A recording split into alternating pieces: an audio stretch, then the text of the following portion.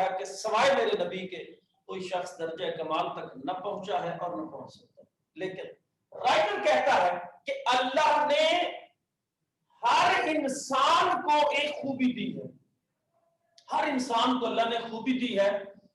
مثال کے طور پر اس کے اندر ایک خوبی تھی کہ یہ مالی تھا, میرے اندر ایک خوبی ہے میں استاد ہوں, کسی کے اندر ایک خوبی ہے وہ ڈاکٹر ہے, کسی کے اندر ایک خوبی ہے وہ انجینئر ہے. خوبی تو اللہ نے دے دی ہے. کل قیامت کے دن اللہ سوال کرے گا کہ میں نے جو تجھے خوبی دی تھی تم نے اس خوبی سے کیا فائدہ لیا, تم نے اس خوبی سے خالق اللہ کی مخلوق کو کیا فائدہ پہنچایا. میں نے جو تمہیں یہ فنڈ دے کے بھیجا تھا تو نے دنیا میں رہ کے اس سے دوسروں کو کیا استفادہ کروایا.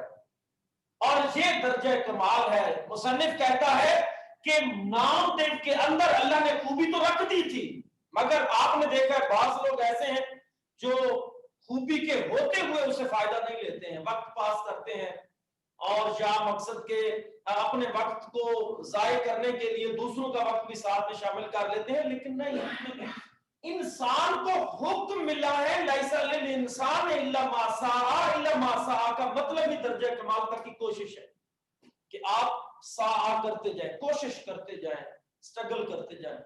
درجہ کمال رائٹر کہتا ہے کہ اللہ نے جو خوبی دی ہے اس کو درجہ کمال تک پہنچایا نہیں جا سکتا, لیکن اس تک پہنچنے کی کوشش کی جا سکتی ہے کہ کل انسان بحضور خدا یہ شرمندگی محسوس نہ کرے کہ یا اللہ میں نے کوشش کی تھی اپنی خوبی کو بہتر سے بہتر کرنے کے لیے اور درجہ کمال تک پہنچانے کے لیے کوشش کی تھی, لیکن مالک میرے اندر جتنی صلاحیت تھی میں اتنی ہی کر سکتا تھا, چونکہ تیرا اصول تھا کہ درجہ کمال کو کوئی نہیں چھو سکتا, لہٰذا میں وہاں تک نہ پہنچ سکا. لہٰذا آخر میں مصنف نے بڑی خوبصورت بات کی ہے.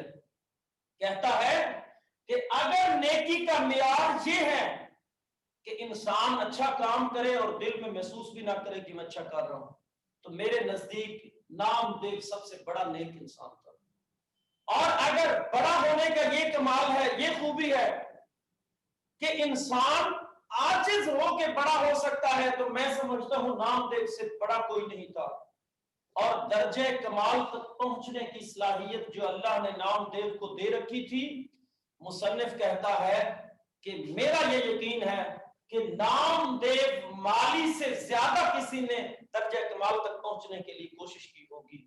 لہذا آخر پر وہ کہتے ہیں کہ تھا تو ذات کا ڈیڑھ, اور ڈیڑھ کیا ذات ہوتی ہے, ہندوؤں کی سب سے نیچی ذات سمجھی جاتی ہے, ایسی ذات جس کو ہم مطلب کمی کا کہتے ہیں ہم لفظوں کے اندر, وہ سمجھی جاتی ہے.